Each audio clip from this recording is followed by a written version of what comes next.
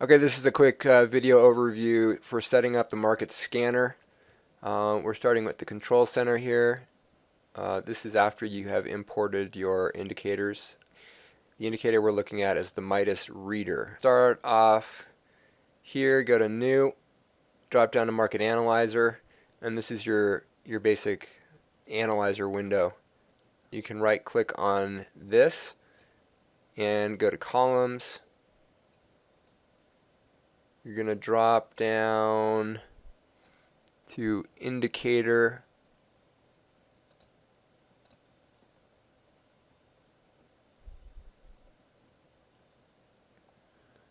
You're going to go to the MTS reader right here and add that. Okay, once you've done that, what you're going to want to do is add 6 instances of the Midas reader.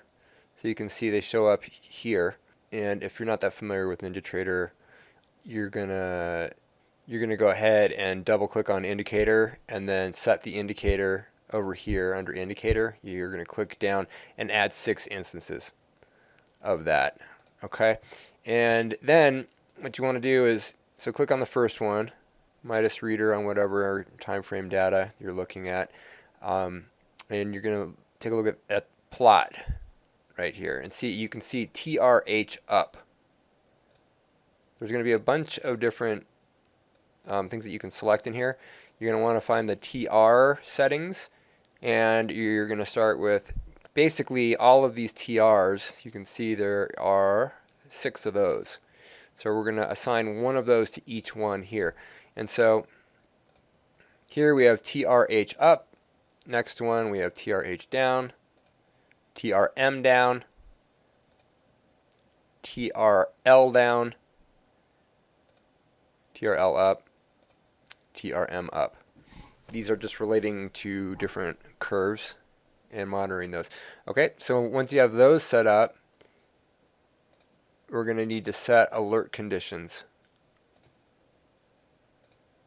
So you're going to go into alert conditions, and you can leave these on black and white here. Priority, rearming, all this can kind of stay the same as it is. Under condition, this is where you're going to want to pay attention. So condition is greater than 0. Basically, if it returns a 1, it's gonna give us an alert. And then these are all going to be condition is greater than 0. You want to set each one of those. Then you want to go to cell conditions, and you can do I think this is just the way that it's set. So red and black for background, foreground. Condition again is greater than value 0, and you can kind of double check each of these. Condition is greater than 0. You have to go through each one of them and set this up. Okay, once you have that set up, then the basic use of these, this is the trend indicator here, and you just grab it and you're going to pull it. So you can place it, and again, I'm not sure how familiar you are with how to use the Midas indicators, but typically the sort of base way of dealing with this is you're going to drag it to the pivot point for the last trend change, and you're going to drag it that way. And so to reset the alerts that you're going to get on the scanner, you just drag this over and then you hit Control 0. Okay, and then on the same chart, just click F5, and it will reset the curves that you're monitoring. So you can leave the upper and lower channel lines tight like this if you just want, pretty much the primary curve to give you an alert, or you can set your launch point and then calibrate your upper and lower channel lines like so. Okay, and then we're going to hit Control 0 and then F5, boom, it resets it. And so now whenever, like right here we had an alert, right here. This bar was touching there, so it gave us an alert. And then we have alerts in here as we're testing into this support area. Okay, one other thing that you'll need to know when you're setting up each of the Midas reader instances on in the market analyzer, you're going to want to take a look here. It says on daily data. So you want to click on each one of those, and then you go up here to type, and you input what you want, whether it's a minute, a day, a week, whatever it is that you're wanting it to monitor, and the value associated with that. So right now it's set up on daily data.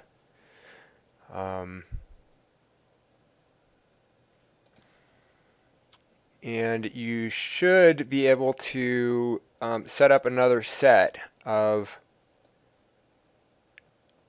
instances. So if you wanted to do, say, daily time frame and a 4-hour time frame, you should be able to add in another 6 of these. And what you would do then, since I showed you, I showed you how to set up your curves and what the curves that you're monitoring. So you find your pivot, you're going to calibrate. There's a number of ways that you can do this, but right now we only monitor one pivot point. So in this case, if we have, you're calibrating it to the upper, so we're starting from this pivot low, but then you want to calibrate the upper channel line to the first pivot high. And you can see it's instructive as you kind of come into here. It doesn't hold perfectly right in there. The primary curve does, and then you go higher. You would need to come in and manually shift the curve to calibrate to the next sort of pivot high there. And you can see it kind of sticking to that until it rallies again. You can either adjust the pivot point, starting point, because you have this extreme move up, which would look like, this, or something in this area here. Or you can also move this up into this pivot low, and you can see that holding nicely in there as well. And again, this pivot high, and then you can see it's giving you resistance and whatnot up in there. And you can just reset by clicking Control 0 on each of those. So you're doing this on a daily chart here. I'm doing this on a daily chart. If I wanted to add, say, 4 hours, I would change this to a 4-hour chart, and I would add that in. That would then secure the data for the scanner to review. So in this case, you would have your daily set up like this, and then there would be a way to pan to the right, and you would have 6 more lined up. Those would be for your 4-hour chart. That should pretty much cover it. If you have any problems, let me know.